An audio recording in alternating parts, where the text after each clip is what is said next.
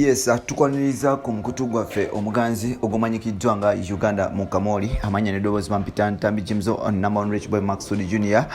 Obadde okimanyi nti mwana muwala Juliana Kanyomozi Buli Musajja Gwayendako bw'atyo either Asilaana oba adde mabega mu ngeri omu oba endala. So n'olwekyo bino n'ebirala bye tukuleetedde olunaku lwaleero tukuleetedde mwana muwala gwe bayita Juliana Kanyomozi. Juliana Kanyomozi ono ye mu ku bakyala be Uganda bakyasinze okuba nti b'amaanyi mu ggwanga era y'omu kuba nti ku bakyala bakyasinze okuba nti batabu bw'otuuka ku mu culture yeetoola era nga mukyalo ono mu mbejja. Then olunaku lwaleero tukuleetedde Juliana Kanyomozi naki lwaki abantu bavaayo bamusongamu ennyo twakalaba recently nga bavaayo bagamba nti Juliana alina ekintu ekitali kituufu. So n'olwekyo annaffe ne tukuleetera amawulire like information nga bw'erina okubeera. Juliana nno yatandikira wa musajja gwe bayita Amoni yamuzaalamu omwana gwe bayita Keroni.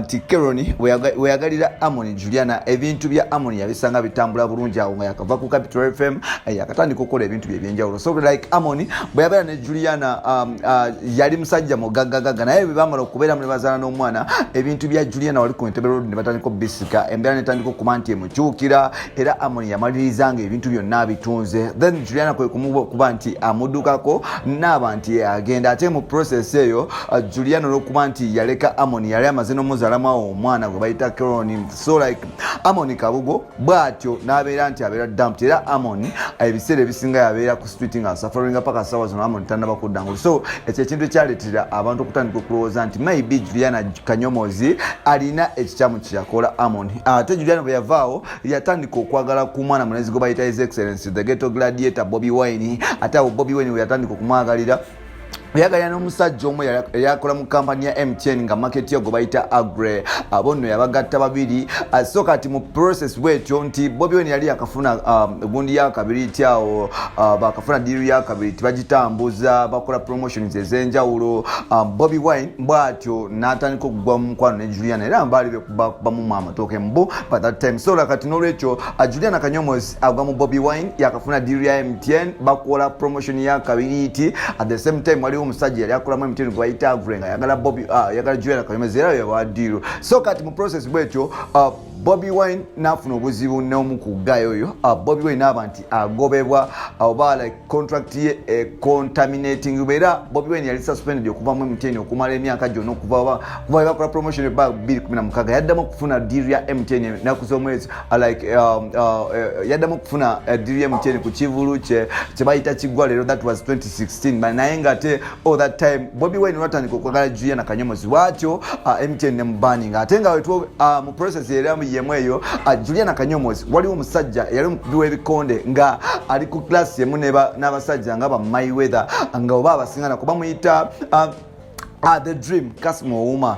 Like Juliana we yatandika okwagalira omusajja yali w'amaanyi mu nsi yonna yali w'amaanyi mu America. So kati bwe yatandika okufalling in love yamusanga nga tabeera nko divided mu fight season na. So no bwekityo Juliana olwatandika okudatinga omusajja oyo ebintu ne bitandika okutagala but the dream Kasimo Ouma n'atandika okubeera oba ni nga takyali the dream nga bamukuba bamutula paka nga talina kyagamba abantu talina kyagamba eri nsi era bwekityo the dream Kasimo Ouma n'agwa mpaka ku extent nti yali atandise okubeera omusajja omugagga nga abeera mu America agenda Germany agenda wa nabakityo nga takyafudingana kuva mu state emu ya America era kati wetwogerera the dream Kasimo Ouma y'omu ku basajja abaasidaana oba oyinza okubayita Feria.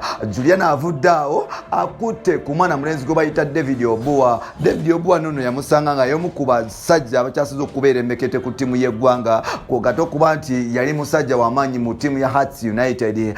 Juliana yatandika okwagala gayo ono bwe batyo mu mwaka gwa 2011 nga Uganda alina okusaba mu mupiira gwa Kenya wali enambole nabwe kityo Dream Ouma ebintu like David Obuwa ebintu byatandika okumwononekera ne baba nti bamugoba ku timu y'eggwanga naye nga mu process eyo yali ayagalanira yali mu mukwano ne Juliana Kanyomozi. Ekintu kitandika okubeera nti oba Juliana Buli Musajja Gwayendako yafuna ebizibu yafuna ebisiraani oba Juliana w'ebisiraani oba abasajja bakwanako bwe bafuna ebizibu tetumanyi ate bwe yavaawo It was 2013-2014 nagwa ku musajja omusango mago bayita King Lawrence oyo yamutokosa amatooke wali ku Serena Hotel bwatyo nakuba ebifaananyi nga amaze okuba nti ameketa Juliana namuba obufaananyi nakuba n'obupale bwe obwomunda n'abuteekayo ku social media natulaga ensi yonna nga bamaze okumeketa Juliana Kanyomozi. Omusajja ono yali omu ku bagagga mu Kampala oba aba South Africa nga musajja w'amaanyi